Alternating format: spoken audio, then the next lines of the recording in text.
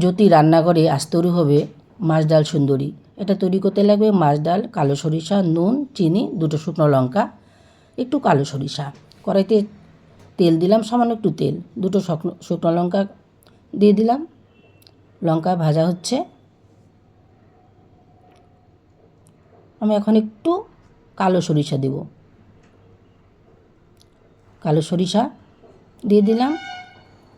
এবার ঢেলে দেবো আমি তেঁতুল জল। তেঁতুল জলটা হালকা টক, এটা আমি আগেই তৈরি করে রেখেছি।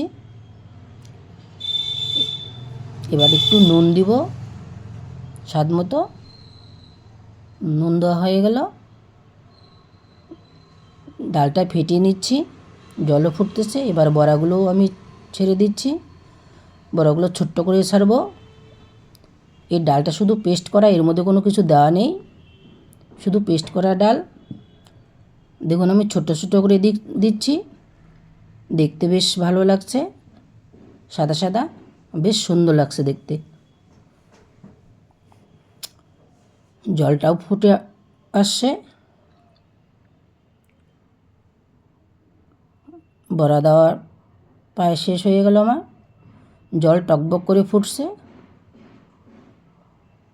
বড়া সেদ্ধ হয়ে গেছে।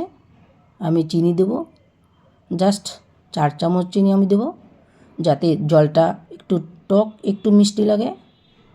এবার আমার মাছ ডাল সুন্দরী রেডি। আপনারা মাঝে মধ্যে বানাবেন, এটা খেতে খুব ভালো লাগে আর গরমে দারুণ লাগে খেতে।